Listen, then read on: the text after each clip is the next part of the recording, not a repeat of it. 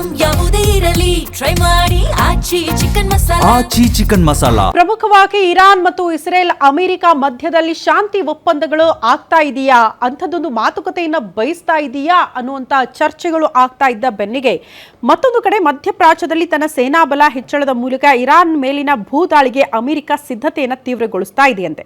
ಇದರ ಭಾಗವಾಗಿಯೇ ಮಧ್ಯಪ್ರಾಚ್ಯದ ಸುತ್ತ ತನ್ನ ಸೇನಾ ಜಮಾವಣೆಯನ್ನ 57,000ಕ್ಕೆ ಹೆಚ್ಚಳ ಮಾಡಿಕೊಂಡಿದೆಯಂತೆ. ಮಧ್ಯಪ್ರಾಚ್ಯದಲ್ಲಿನ ವಿವಿಧ ಕೊಲ್ಲಿ ದೇಶಗಳಲ್ಲಿ ನಿಯೋಜನೆಗೊಂಡಿದ್ದ 40,000 ಯೋಧರ ಸಂಖ್ಯೆ ಇದೀಗ 57,000ಕ್ಕೆ ಹೆಚ್ಚಾಗಿದೆ. ಶೀಘ್ರವೇ ಇನ್ನೂ 10,000 ಯೋಧರು ನಿಯೋಜನೆಯಾಗುವ ಸಂಭವ ಹೆಚ್ಚಳವಾಗಿದೆ.